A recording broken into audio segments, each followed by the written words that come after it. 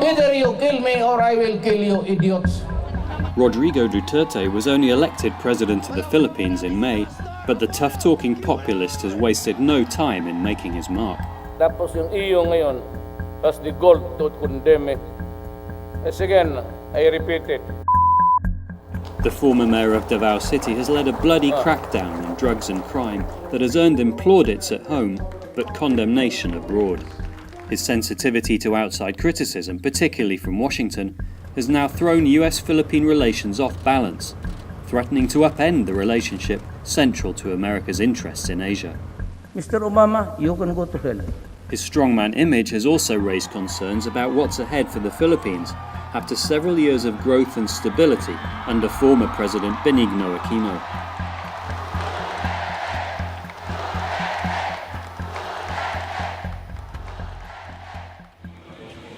Mr. Duterte promises to do for the nation what he previously accomplished in Davao. Once plagued by drugs and criminals, today that city is seen as one of the safest in the Philippines. Basically, what he has done is bring a lot of peace and order to Davao. He wish everybody's happy because everybody's alive. The son of a provincial governor on Mindanao, Mr. Duterte was a rebel from the start. We were brought up used to corporal punishment. Whenever we have done something wrong, we were always made to kneel in front of the altar.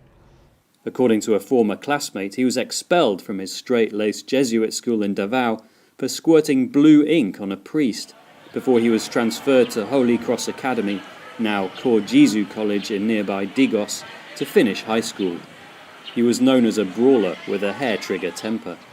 Little did you know that many years later, he would occupy the highest position of the land.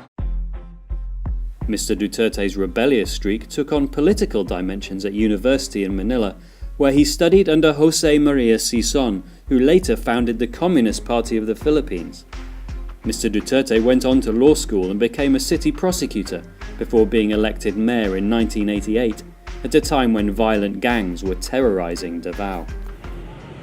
He adopted a strict disciplinarian approach, imposing curfews as well as smoking and drinking restrictions. He also launched a harsh clampdown on suspected drug dealers. During his time as mayor, vigilante death squads killed more than 1,400 alleged criminals, according to human rights groups. RVJ was one of the alleged victims. The 22-year-old was a fisherman before he allegedly started selling drugs. He was shot in the head and the chest by 5 armed men in April. RV's mother says witnesses told her the gunmen wore masks. The police came to inspect the scene, but then made no progress finding the culprits. She says she didn't have the resources to press for further investigation. Kana gid noon sa amo dako gid katabang na kay siyempre malikay atong mga dumadagko nga mga anak malikay gyud sila sa drugs. Pero dapat amo lang pong hangyo sa gobyerno. Tagaan lang sa gigayon nga mabuhi magkuan sila iagi sila trial ba dili lang patyon. A Davao police spokesperson said there are killings that are not related to the city's drug fight. The police say they lack solid information on some of the murders, but would investigate if there are leads or evidence. Shoot and shoot him dead.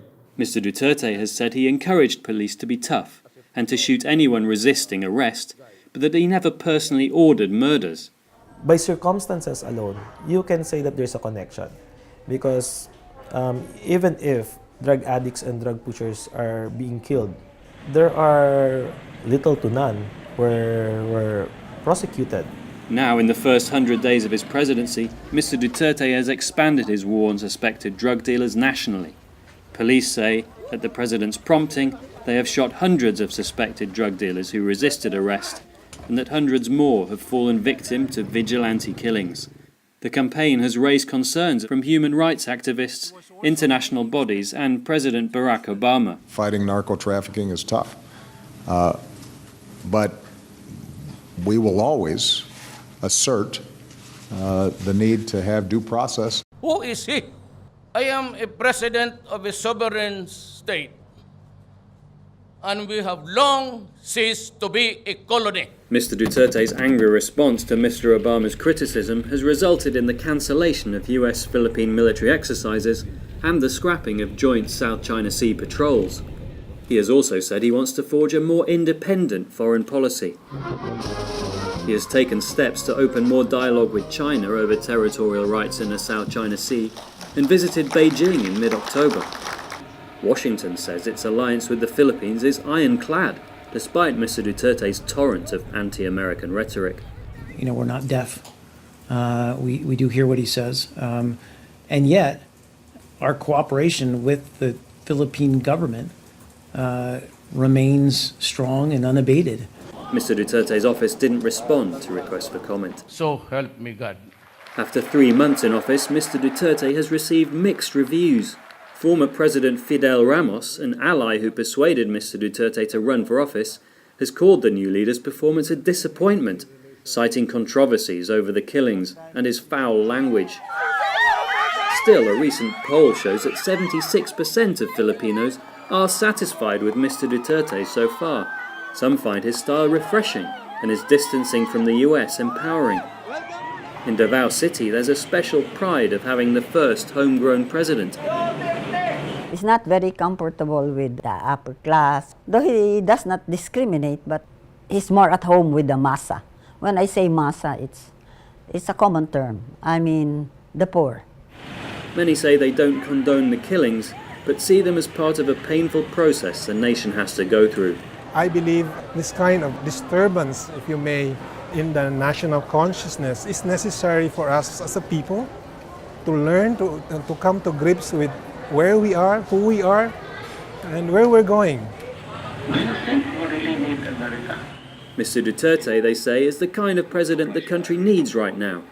A strong leader who can bring order and discipline, even if it comes at a cost. So do not